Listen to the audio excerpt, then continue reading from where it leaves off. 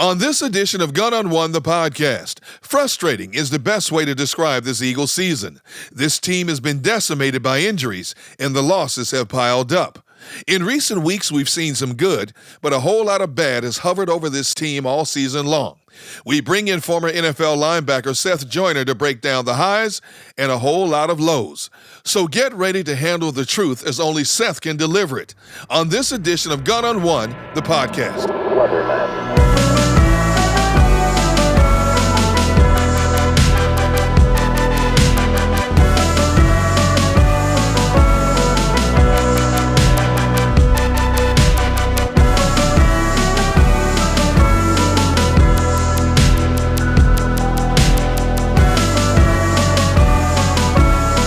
Good day, everybody. We are up and running once again on another edition of Gunn On One, the podcast. I'm Derrick Gunn, as we always do. We like to thank you each and every week for hanging out with us. We wish it could be on better terms.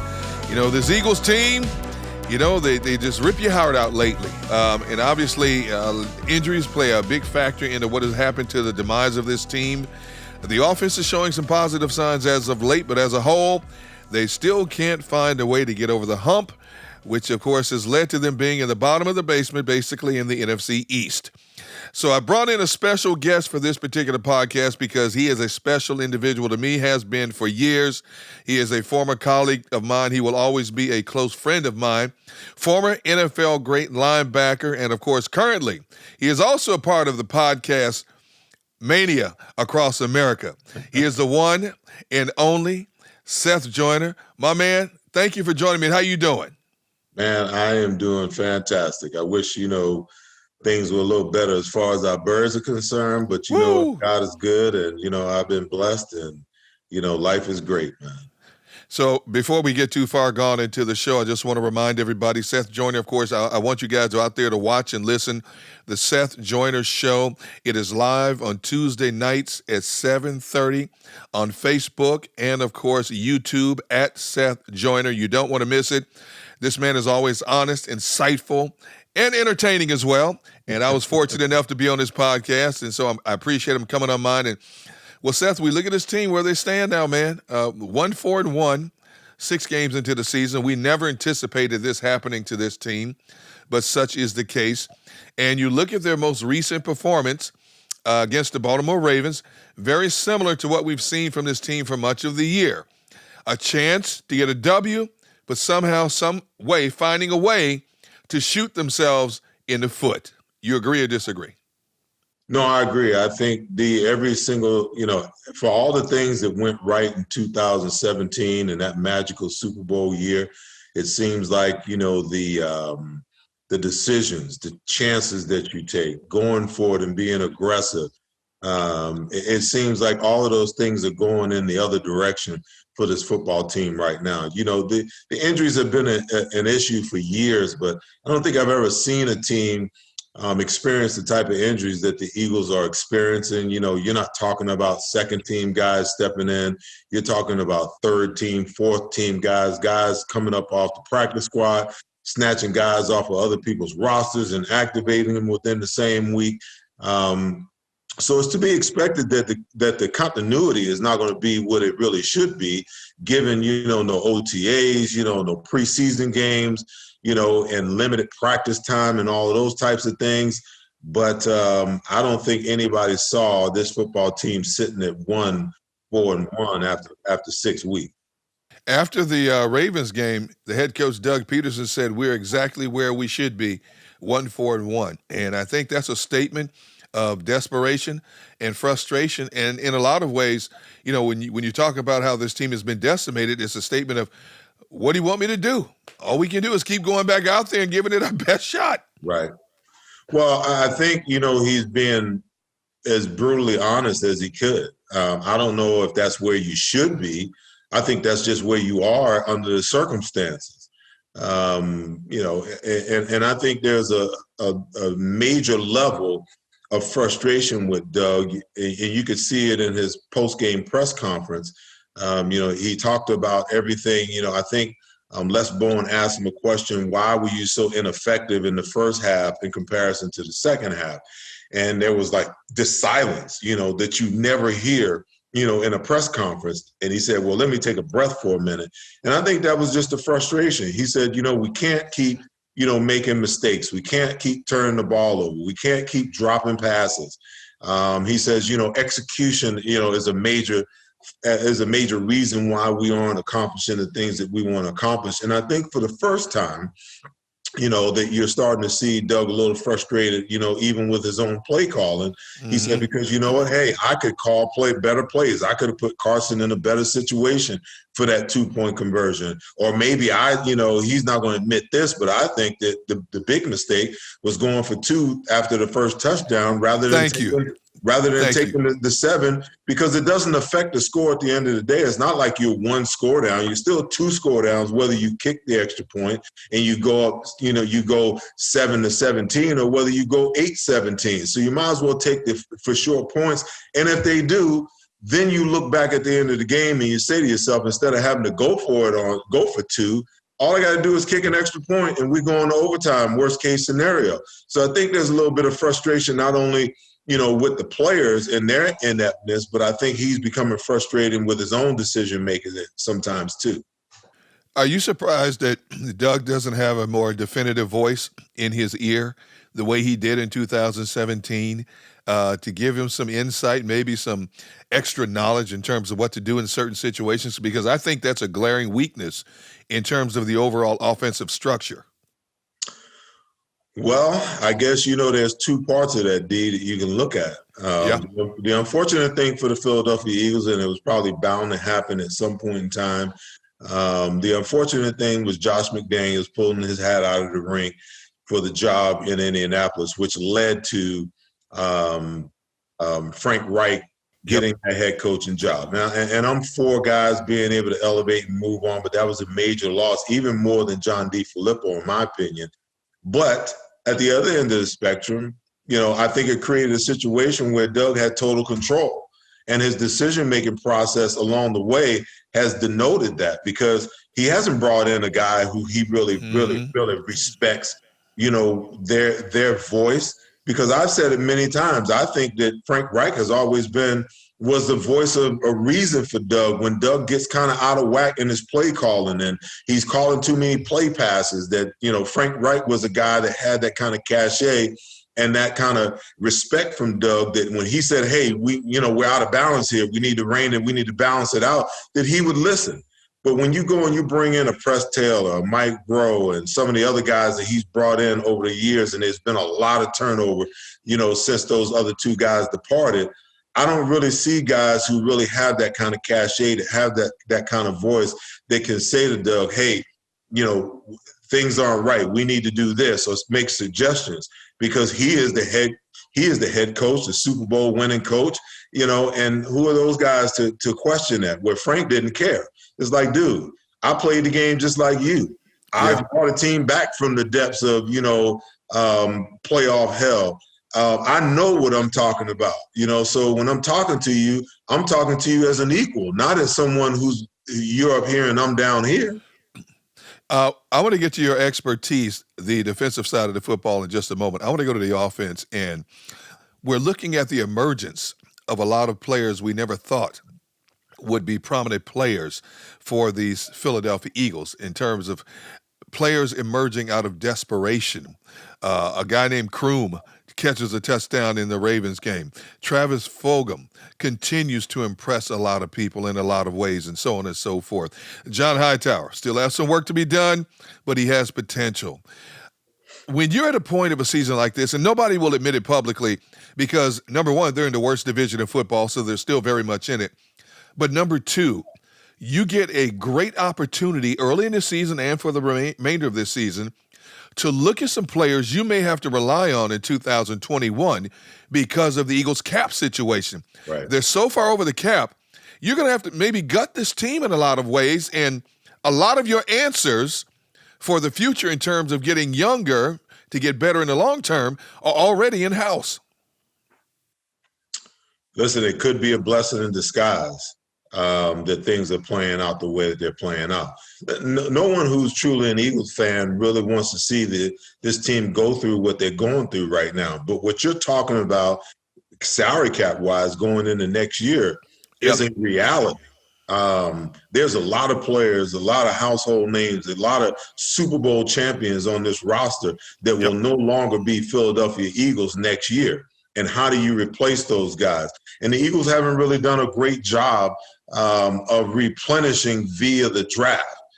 So now what you're doing is they're kind of being forced, to play some guys because of injuries.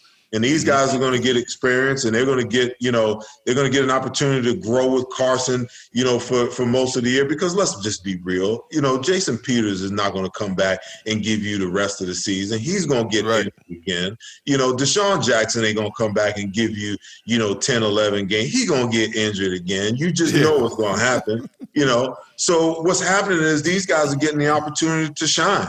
And I think that it's in their best interest that as these young guys shine, that you give them the opportunity to continue to shine. Yep. Jordan Mailata shouldn't have to step back just because Jason Peters comes back. Thank you. If he's playing well, he should stay in there and play. Think about moving JP, to back to guard and bringing that salary cap back down. No, I'm just joking. They can't go back down. But I would say move him back to guard so you have some depth there because you're getting good production there. A guy like Travis Fulgham, how do you take him off the field? Even with Deshaun and Alshon coming back, how do you take him off the field? Somebody's going to have to sit down. Somebody's going to have to step back. But I would say, that these guys deserve, the opportunity to continue to grow. Because are you going to bring Alshon back next year? Probably not. You're going to eat that salary. Are you going to bring Deshaun back next year? No, you're probably going to cut that salary. So some of these guys have got to go. You might as well let these guys get all the experience that they can get because they're going to be relied upon to play next year and into the future. How do you explain the demise of Zach Ertz this season? Coming into the game against the Ravens, the man had a total of 15 receiving yards the previous 2 games. He wasn't a primary target again in the Ravens game. And some people say, well, he's double-teamed. Wait a minute now, because George Kittle gets double-teamed, Travis Kelce gets double-teamed. If you're one of the best of the best and you want to be paid like one of the best of the best, you find a way to get open. But we've seen him drop a few passes he normally doesn't drop. And a lot of times you look at the stats and say, wait a minute, where was Ertz today? And I hate to use the term, but I think we're slowly watching the demise of Zach Ertz in the Philadelphia Eagles offense. Well, I believe that's probably true as well. I think there's a couple of things at play. I think that Zach Ertz got into his own head early in the season with his comments about his contract. And what players have to realize, listen, you got 2 years left on your contract. You can ask for, an extension. You could ask for him to rework it. But the truth of the matter is when you sign a contract, you sign a contract. And if the team doesn't want to sign you, there's nothing you could do but go out and prove that you're worth, an extension. And when the time comes that you either get the extension or you move on and some other team gives you the extension.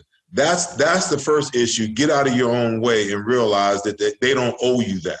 The second part is that I don't see the continuity between he and Carson that I've seen in the past. Something's off. The chemistry is off.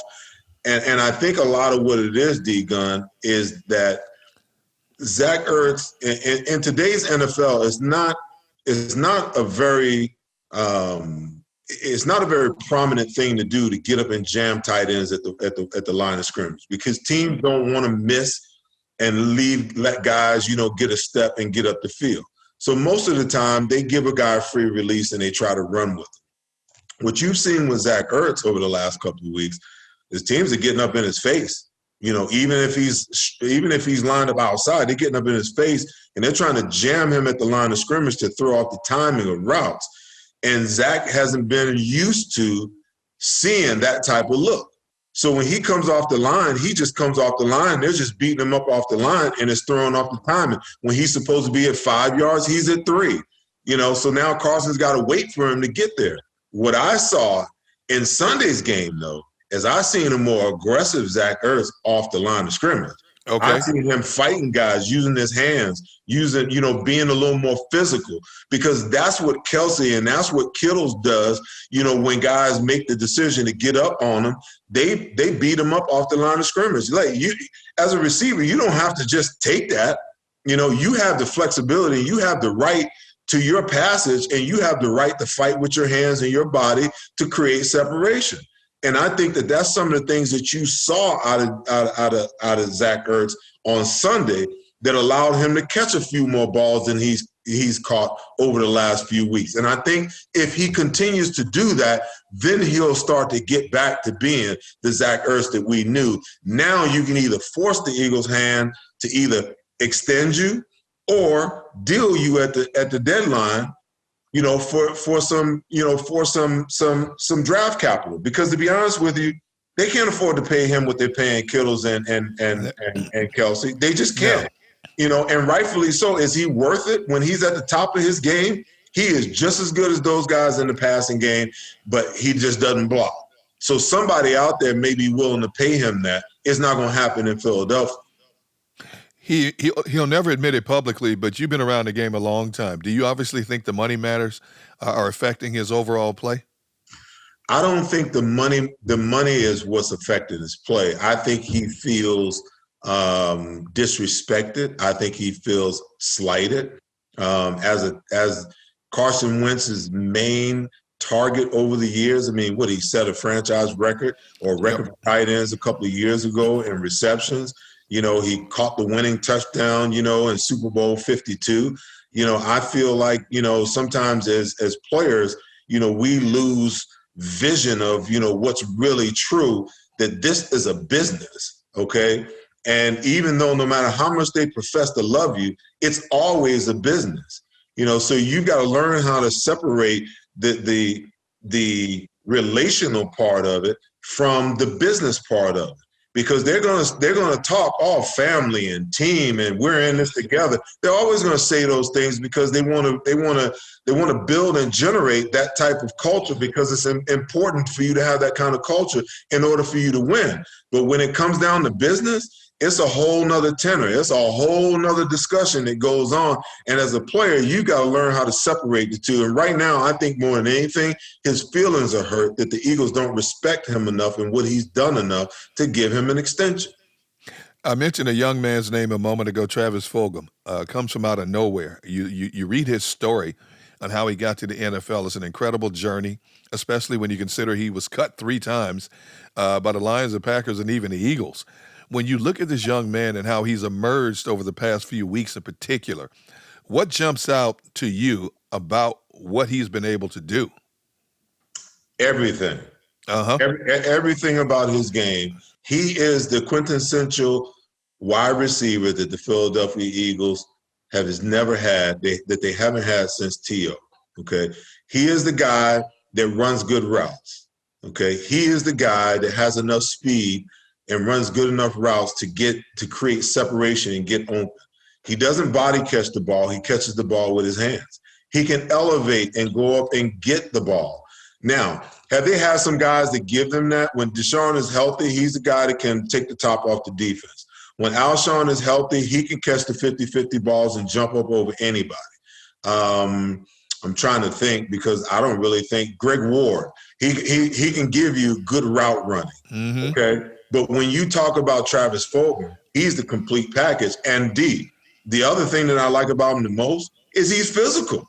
Yeah. He's physical. He doesn't, you can run up and try to, chop him at the legs. He's strong enough to run through those types of deals. You can try to be physical with him at the line of scrimmage. He'll get with you and fight you at the line of scrimmage. The thing that troubles me about the Eagles is that over the last 4 or 5 years, they've had first-round draft picks where they had the ability and the opportunity, I should say, to draft a guy like that. We can bring up Terry McLaurin. We can bring up A.J. Brown. We can bring up D.K. Metcalf. All of these are guys that possess those qualities, and they passed on those guys, in the craziest of ways. And here they get a guy that falls to them out of nowhere with all of those intangibles that other teams missed the boat on. So when you ask me what do I like about him, I like everything about him. And the thing I like about him the most is that he understands that this is an opportunity for him to make a name for himself. And he's grabbing the bull by the horns and he's not letting go. And he's going to make the Eagles make some tough decisions. And even if he's not in the picture down the road and the Eagles decide to move on, he's already set himself up for other teams because there's 31 other teams watching the same film and they see what you and I see. They see it, man. And he's going to have himself a place in the NFL. Their most electric player on offense, Miles Sanders, didn't get to finish the Ravens game. He got injured. But when you look at his stats prior to that, he had a grand total of 10 touches. That's inexcusable for a guy of that caliber. And it continues week in and week out. The game before, he doesn't play on a key drive. In a game like this, where you utilize his skills, and you see 2 weeks in a row, he breaks off a big gainer for over 70 yards. How shocked are you that Doug continues to underutilize his skills? Well, listen, this is the exact reason why, I always get into it, with our good friend Barrett Brooks, because he's like, he's going to be the bell cow this year. Doug said, I'm like, he ain't going to be no bell cow. The Eagles have always been running back by committee. They will always be running back by committee because as long as I can remember, I don't think a running back ever averaged over 16 to 18 carries a game. And I think that there is some kind of metric because they are highly data analytics driven. I think there's some kind of data out there that shows that once they hit 16 to 18 touches, that the probability of them getting injured goes up dramatically. Now, in Miles' case, he got injured. He missed all the training camp. He missed the first game of the season. So I don't think he's really in shape. And he's been getting nicked here and there over the 5-game span that he played. But when he has played, he's been electric. I mean, he ripped off a 74-yarder last week, ripped off a 74-yarder Sunday, 100 yards rushing on Sunday, 95 back-to-back, and we're talking about minimal touches. Now, do you want to give him more touches? Absolutely. But when you give him more touches and he gets hurt, then that's problematic. So they either got to figure out a way to get him in shape, which is hard to do once the season starts, or they've got to pull back his numbers and try to get the most that they can get out of him. And then they've got to find a second guy that can give them, everyone was against Le'Veon Bell. And I'm like, go get him. When he got cut, I'm like, go get him. Yeah. Because all he wants to do is play and have an opportunity. In this type of system, because they are running back by committee, those 6 to 10 touches that he would get, he could be electric. And everybody's like, oh, he don't have anything left in the tank. He's washed up, blah. I'm like, stop it, man. He played for the New York Jets. It's a big difference going from the Pittsburgh Steelers and their tradition and what they stand for and going to play for the New York Jets. If you think this guy at 28 years old has nothing left in the tank, you're crazy. Watch what he does. Watch what Andy does with him in Kansas City. The rich get richer. I look at the franchise quarterback Carson Wentz, and early on in the season, everybody was down on him. People want to run him out of town. More interceptions than we're accustomed to see him throwing early on in the season. Indecisive overthrows, missing wide open targets. But these last 2 games against 2 of the better defenses in the league, he got tattooed in both of these games. And I mean tattooed to the point where it would make a lot of quarterbacks see ghosts in a lot of ways. And he gets up, he keeps fighting. It's like he's taking it upon himself to try to put this team on the back. Now, obviously, he's at a severe deficit with the offensive line and handcuffed by some of the weapons who are still learning their way through the NFL ranks. But all of a sudden, and all the verbal criticism he's taken since the start of the season, I like what I'm starting to see in Carson Wentz getting back to that warrior that we saw last year and prior to that. Well, I think part of it, I think there's a couple of things here, D, that's at play. You cannot underscore when you go through the type of injuries that he went through, the effect that it has on you psychologically and mentally. The body can heal itself.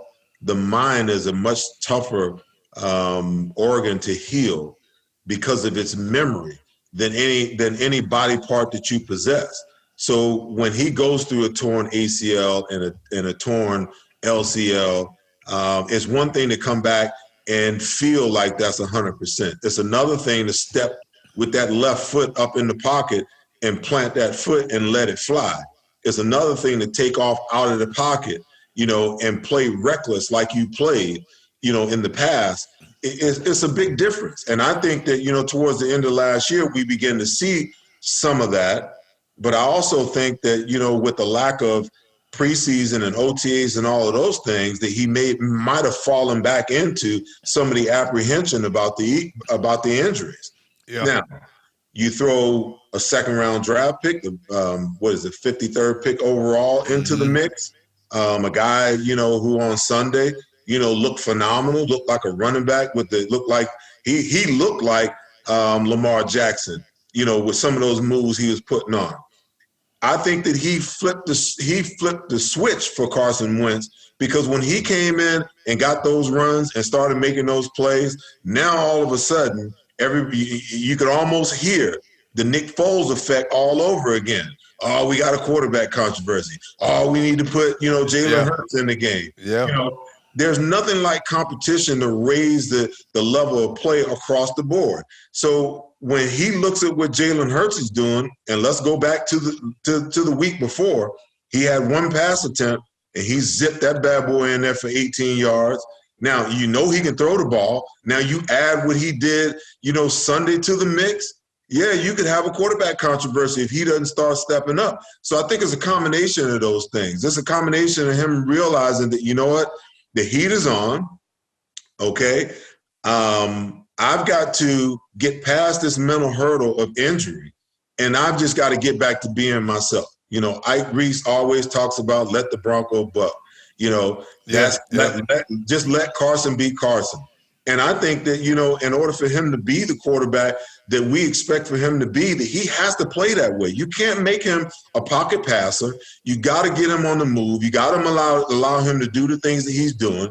You got to allow him to just be himself, not run out there and slide like most quarterbacks. That's not his game. That's not who he is. That's not what made us fall in love with him, when he got 12 wins in 2017 for the team before he got injured. He just got to get back to being himself.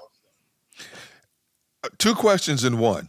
Are you a fan of the gadget play? And number two, should there be even more plays for Jalen Hurts in this Eagles offense in a game, similar to what New Orleans does with Taysom Hill? I'm a fan of gadget plays, D, when they're unexpected. Okay. The problem with gadget plays with guys like Taysom Hill and guys like Jalen Hurts is the minute that they come in the game, smart defenses, their antennas go up. Mm-hmm. You know that something's up right away, okay? So for Taysom Hill to be doing what he's doing, that just blows my mind, because from a defensive standpoint, haven't you prepared for that? Have you seen everything that he could possibly do? He can throw the ball now, So why do teams continue to get beat by, some of these gadget plays that they run? The same thing happens, with Jalen Hurts, okay? So in the game on Sunday, Jalen Hurts took a snap. Carson Wentz was lined up out to the right. He stepped back, threw the ball to Carson, and then took off. The defensive end sniffed it out, made him change his course even after he caught the ball. So if you can figure out a way to do it, in a manner that catches teams off guard, I don't have a problem with it. The problem is when you play against smart, good, disciplined defenses, they don't get fooled by nonsense like that, because you know what they do? They play their responsibility and they stay home. And if you play your responsibility and you stay home across the board, all 11 guys, trick plays don't work against defenses like that. You look at this offensive line, and it is a mess right now. And I don't know if Aaron Rodgers or Tom Brady or Patrick Mahomes could function properly behind this offensive line. But when you look at the offensive line coupled with the amount of injuries that this team has had, last two games, they put up 28 and 29 points against two very good defenses, which tells me, as bad as it looks record-wise, when help gets back, this team could still do some damage before it's all said and done. Well, I think so, but you make a good point. 28 and 29 points. What does that tell you? You lose both of those games. That I know. I know. the defense is not holding up their end of the bargain. Because if you score 28, 29 points in back-to-back weeks, more times than not, you would say to yourself, those are, you're 2-0 over that span, but they're not.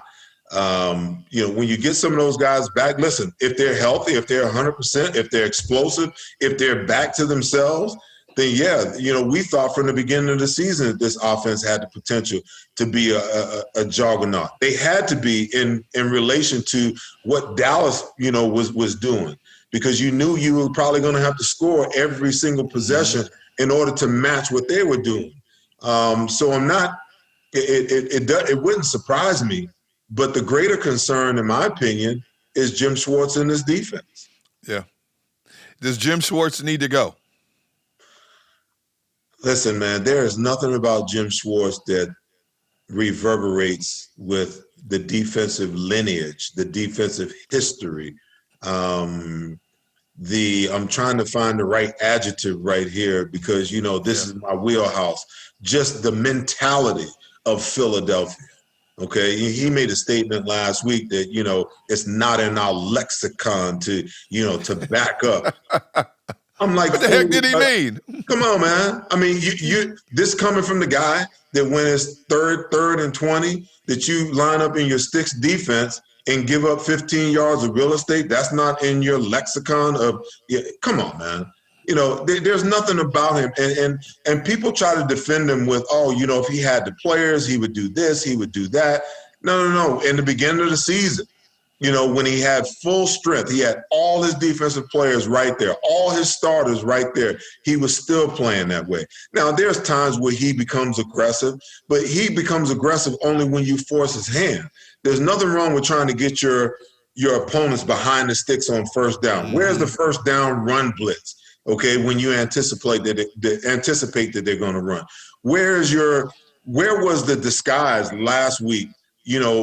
Against Pittsburgh, in the most crucial point of the game, 3rd and 8, okay, there was no disguise whatsoever. Nate Gary was lined up on Claypool, and everybody in the stadium and everybody watching, all the millions of people watching it knew what was coming. Where was the ingenuity and the the disguise in that situation? Furthermore, where was the check to get them out of that defense so that matchup doesn't become a liability? So when you ask, is he the guy? He hasn't been the guy. The Eagles won the Super Bowl in spite of 500 yards of total offense from Tom Brady, okay? They won a lot of games in spite of. Now, do they play some great football in spots? Absolutely. But dominant, they are not, because all the resources have been put on the defensive line and the right corner, and they've lacked in every other position to either go out and bring in the talent or develop the talent that they've drafted. Yep. Okay. And that will continue to hurt them, and then you sprinkle in there, some consistent injuries, and it just exacerbates it and makes it that much more. And people will say, well, he can't do what he really wants to do because of injury. Well, at some point in time, you can either cut me 1,000 times, and I bleed out, or you can just stab me in the heart one time. I'd rather one stab. I don't want to be cut 1,000,000 times. It is mind-boggling how this organization continues to bypass the linebacking position with this team. And again, we've just watched 2 teams in a span of 8 days where the defense is predicated around the linebacker play, and they have some outstanding linebackers. Can you give me your best estimation why this team doesn't value the linebacker like a lot of teams do? Well, I think part of it is because, Howie Roseman is a Joe Banner disciple to begin with. And this was Joe Banner's position, that the linebacking position, we can go and find them. Okay. The Eagles didn't draft. Did they draft? I think the Eagles did draft Jeremiah, didn't they? Yeah. Okay. So they drafted him, but I think they drafted him somewhere like in the 3rd or 4th round. And it was their opinion that, we can find guys, we can develop guys. And when you have a coaching staff like Jim Johnson's coaching staff, you darn right you can develop them because you have the type of coaches that can develop them. But moving forward, when you don't have the type of defensive coordinators with the staff, with the linebackers coaches that can develop raw talent, then you're going to suffer if you don't spend draft resources on bona fide guys that that are going to be successful. And we passed on a lot of them. So now what's the formula? The formula is to put the resources in the defensive line and hope that they can wreak enough havoc and create enough mismatch problems up front that you can cover up these guys behind, that they have enough speed to just run to the ball and make plays. But when that's not the case and these guys have got to take on blocks, I got clip after clip after clip just watching these linebackers. They don't have linebacker instincts, because the majority of them are special teams players, okay? Mm-hmm. And then some of the guys that are starters, you got a guy like Nate Gary, he doesn't have linebacker instincts because he's really not a linebacker. He's a safety, so they don't know where to look and what to read and how to react and what blocking schemes are trying to accomplish in front of them. And, when they give you a fake one way and they pull back the other way, what is it that they're trying to accomplish? Mm-hmm. If you don't have the instincts, you're already behind the 8 ball. If you're a young kid and you don't have a coach that really understands how to coach the position beyond X's and O's, that can teach you basic fundamentals and technique and and train your eyes the right way and how to look for the right things, then how are these guys supposed to develop? Because as a young player, I know from experience, my improvement is based solely upon the knowledge level of the coaches that I play for. If they don't know nothing, they can't teach me nothing. If they know a lot, then they can teach me a lot. Then it's up to me to take what they teach me and master it and perfect it and to ingrain it in how I play. Then I can become the player that I need to be. But I question whether these coaches have the wherewithal to train these young linebackers to teach them how to really play the position. Do you think they should have moved Jalen Mills back to cornerback? I know that it was out of necessity, but should they have left him at safety and inserted somebody else opposite Darius Slay? I think that they moved him because they trust him. I don't even trust him. Listen, Derrick, I'll tell you what, man. And you bring up a good point. But they know that he knows the position and he knows what he's supposed to do. They know that he's going to compete. They know that, hey, he might lose some battles, but, he's got a short-term memory. A lot of it just depended upon how long Avonte Maddox was going to be out. And once they made the decision that he was going to be out an extended period of time, they made the move probably anticipating that, hey, even though Will Parks is out, he'll be back soon. Sunday, he was reactivated. And then, Kevon Wallace is a guy they drafted, in the 3rd round. They anticipated that he would be ready to step into that role. I always thought that, that this was a possibility that could happen. I thought that Jalen Mills at safety was more of an experiment than anything else. If Avonte Maddox struggled, if Jalen Mills couldn't get right at safety, they could always switch him back, and they had enough assets, at the safety position between Parks, Wallace, and trying to think, there's one more guy at the safety position. Epps. And there's even another guy. The name Will Parks. They had enough assets there that they could plug somebody else in and move Jalen Mills back to corner.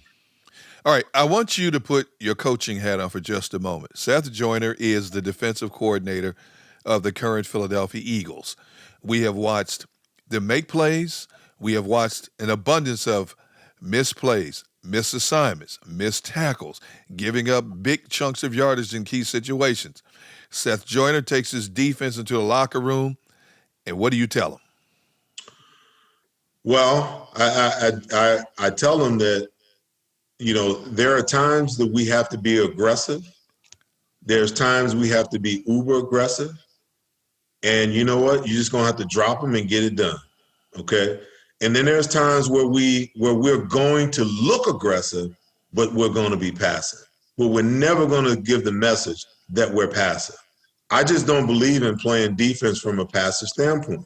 Okay. And if I call a defense that requires you to get up and jam a guy at the line of scrimmage, well, you damn better well get your hands on him. I don't care if you miss. Don't be out there playing scared. See, the problem with our defense, in my opinion, is that because Jim Schwartz has a passive mindset, that kind of, filters off onto the players, and it makes them passive. And when you're passive, there's not an aggressive mindset about you. So everything you do, you're kind of walking on eggshells because you don't want to make mistakes. When I look at Darius Slay play, you can tell he plays with uber confidence, okay, no matter what they ask him to play. And there's times where they ask him to play off where, and a guy catches the ball 10 yards in front of him, he comes up and makes the tackle. He hates that, but that's the way that Jim is asking him to play it, okay? But what I want from my guys and then what I want from my linebackers, listen, if you got a guy out the backfield, don't wait for him to come to you. Go up there and take your shot. Go up and take away the inside, give him a one-way go, jam him, throw off the timing, now turn and run with it, okay? We're not going to play scared. And to me, sometimes, a passive-minded coach can make his players play scared. He can make them play passive. No, we're not going to do that, okay? We're going to play aggressive, and we're going to live with the results. Because what I do know is that, if I got a guy that's aggressive, guess what? He's confident. And if he's confident, he's going to go out and play confident. He's going to make some plays. He's going to give up some plays. But that's the nature of the game. I would much rather live that way from a defensive perspective than to play passive and then later on look at the film and be like, man, I could have got up on that guy 2 more yards. Or man, I could have jammed that guy at the wire at the line of scrimmage and threw off the entire timing of that fade route, and they wouldn't have had a play. But that's the way he coaches. And for me, I would never coach a defense that way. Now, would you have relayed that message as calmly as you just relayed it right now? Or would Seth Joyner have relayed the message to his defensive players the way coaches relayed messages to you guys when you played the game? No, if I was to become a coach, I get it. I understand. I understand Jeffrey Lurie's mandate, that emotional intelligence has to be something, but I also realize that not all players are wired the same, okay? So there are some players that you can kick in the ass, D, and some players need to be kicked in the ass. There are other players you got to pat them on the back and you got to pat them on the behind rather than, kicking them in the behind, okay? So there's a way to send messages to players without having to, lose a player, because that's what they're afraid of. They're afraid that if you do it the old school way, if you do it the Chip Kelly way, that you're going to lose your team. And once you lose your team, that means you're going to lose your job. But no, there are certain players, okay? A Darius Slay is a guy that I know that, Jim Schwartz can chew him out, and he gonna be better for him. Okay. Yep. I know that Brandon Graham is a guy that, Jim Schwartz can chew out and he's going to be better for him. Can you do that with Derek Barnett? Maybe not. Can you do that, with Rodney McLeod? Probably not. Could he do that with Malcolm Jenkins? Probably.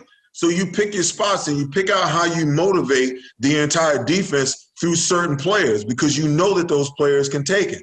And furthermore, you go to those players and you tell them, hey, I'm coming at you. And I'm coming at you because I'm trying to send a message. Because if I go to everybody that way, I might lose this guy and I need him. I'm trying to motivate him through you. And then I may go to that guy and I may pat him on his back. I may pat him on his behind, and I may express the same thing in a much more calm, a much more docile way to get my message across. I've known you for a long time. I worked with you for a long time.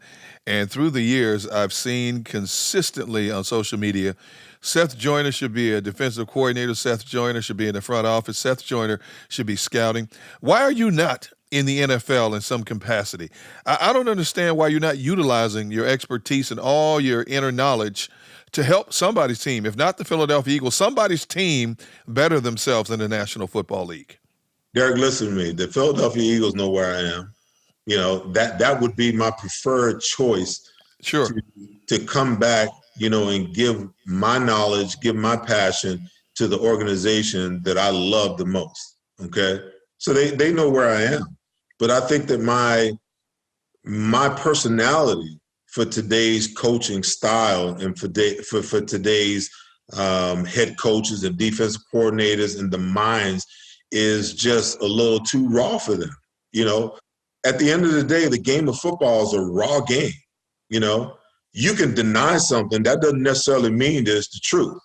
The truth will stand at all times, no matter how much you try to diminish it or how much you try to lie about it. It's the truth. Okay. So sometimes people like Jack Nicholson said, you know, and a few good men, they can't handle the damn truth. Yeah. You know? So if that's my personality, that's my personality. I'm not coming at Howie in a disrespectful way. I'm not coming at the scouting department in a disrespectful way. I wouldn't even come at Jim Schwartz in a disrespectful way. Okay. But my opinions are my opinions. And if I can't be somewhere where I can express my opinions, there's no need for me to be there because I can only hold so much blood in my mouth and biting my tongue, man. Mm-hmm. That's just who I am. You know, my passion is what would help make me, I think, a good coach, a good assistant GM, a good scout, a good talent evaluator, because I know talent when I see it. You know, but the truth is the truth. I'm not trying to come in and take nobody's job. I'm not trying to come in and steal nobody's glory. All I want to do is be a part of what helps. But in order for me to do that, I got to be true to me. And if I can't be true to me, then I'm of no service to anybody because I don't play those games. You answered the question exactly the way I thought you would. But in some ways, when you sit back and you look at where you are right now, are you perplexed, in some ways surprised that you are not in the league in some capacity for somebody? Well, I think so. But then again, you know, you got to chase that thing. You know, you got to really bang on doors and you really got to ask and you really got to force the issue. You know, I did the whole coaching intern thing for a year in Buffalo, and you know, every coach on the defensive staff, you know, went to my defense and told Rex, hey, you know, we got to keep this guy. We need this guy. You know, and Rex was like, hey, you know, I don't have any more spots, and you know, so you know that didn't work out. So there's people out there that know, but I'm not the type of guy that I'm not going to beg for anything. You know, you want me to beg to give you my passion, my knowledge, my expertise, and what I know about the game. You want me to beg to be able to do that.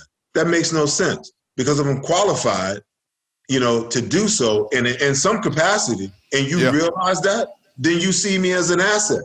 So I shouldn't have to beg. If I ask, that's one thing. And it's not like I haven't asked. You know, if I ask, that's one thing. But I'm not going to ask more than once. I'm not going to beg anybody for anything. I don't need it that bad. Would I love to do it? Absolutely. But I'm not begging anybody for anything. My credentials should stand on their own. Well, like a lot of us, you're in a podcast game, and tell me what you like about it, and what have you found, I don't want to say frustrating, but obstacles along the way as you've made the transition now to more of a media mogul, so to speak. Well, what I love about it, D, is it's mine. Yep.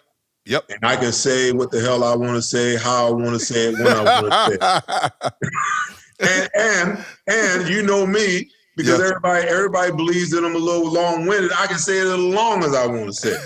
You know, that's what I love about it. You know, I got control. There's nobody in my IFB when I'm on my podcast telling me, hey, cut, we got to go to break. Hey, you know, stop there. There's none of that. You know, if I got a thought, I get to finish my thought. Whatever question I want to ask my guest, I can ask my guest. You know, the thing that's most frustrating about it is how to grow it.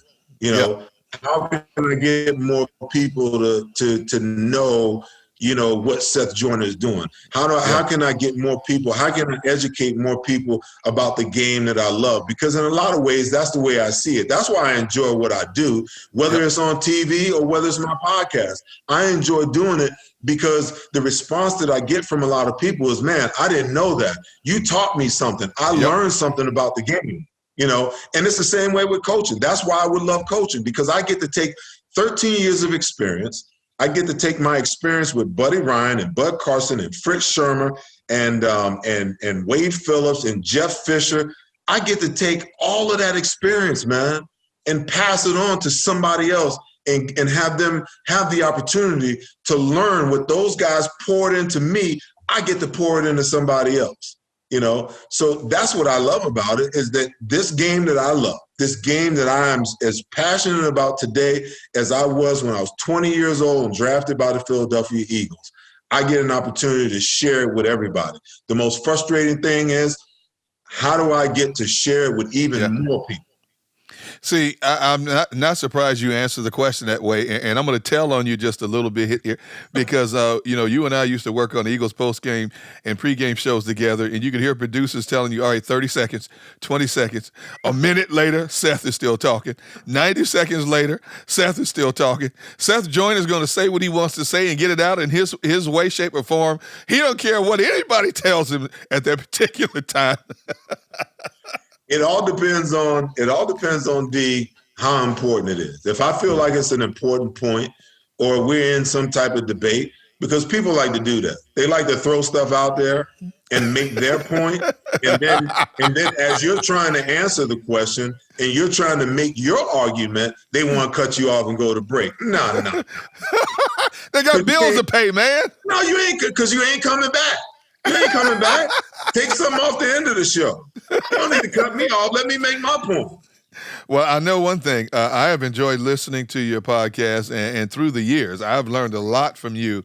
I thought I knew a lot about football, but you've taken my football knowledge to a whole nother level. And once again, for everybody out there, I advise you to watch, to listen to the Seth Joyner Show. It is live on Tuesday nights at 7:30, live on Facebook and live on YouTube at Seth Joyner. My man, thank you so much for spending some time with Gunn On One. I can't thank you enough, and don't go too far, because I know I'm going to hit you up again down the road later in this season to talk more Eagles football and football in general as we watch this season develop. Brother, you know that you know how I feel about you, man. You like a brother to me. So anytime I get your text, anytime I get your call, you know you can count on me. I'll be there, and I just want to tell your viewers, I got a special show for y'all on Tuesday. I got B-Dog and Troy Vincent coming on together. It is going to be straight fire. So you don't want to miss it. But hey, listen, man, I learned a lot about the broadcasting business, man, working with you for 5 years, how you do it, how to be a professional, so on and so forth. So you know what, as much as you think you learned from me, brother, I've learned a lot from you just being around you, just watching. You wouldn't know it because I don't ever tell you, but I'm telling you now, you've been an inspiration and a mentor for me, man. Thank you. Thank you, man. I appreciate it. Coming from you means a lot to me. I'll tell you, the first year I got to know you, I was afraid of Seth Joyner. I'm like, man, this dude always looks mean. Is he ever happy? I ain't never seen a guy smile, man. I'm always happy, man. I found that out later. You like the Black Clint Eastwood, man. We don't know when you're happy, when you're mad, but as I got to know you and we became closer friends, I said, you know what? That's just Seth being Seth, man.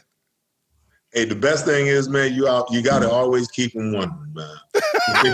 If you always keep them wondering, it's always interesting, man. I get people come up, hey, I was scared to talk to you. I'm like, what did you think I was going to do? Bite you? Put my helmet and my shoulder pads on and run through you? What did you think? Oh, you're a nice guy, real conversation. Well, come over and have a conversation to get to know me instead of the perception that you think that I am. Listen, I live a blessed life, man. I got, great kids, a great woman. Life is good, man. What do I got to be mad about? But I can't change this look that the man above put on me. It is what it is. Ladies and gentlemen, he is the one and only Seth Joyner. I want to thank everybody out there for riding along with the Gunn On One podcast once again this week. And, of course, next we'll be back with another special guest. So until then, everybody out there, be blessed. And more importantly, as I tell you each and every week, go out of your way to be a blessing to somebody else. So long, until next time. Weatherman.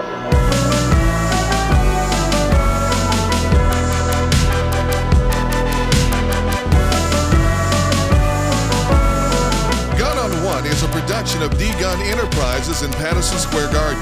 Elvin Shabazian and Wes Pendleton are the executive producers on behalf of Patterson Square Garden. Lead producer is Derrick Gunn. Associate producer is John McNeil. Sound design, mixing, and mastering by Elvin Shabazian. Original music by Weatherman. For more information about the podcast, visit GunnOnOne.com. And please don't forget to subscribe and give us a positive rating if you're feeling the show. Thank you.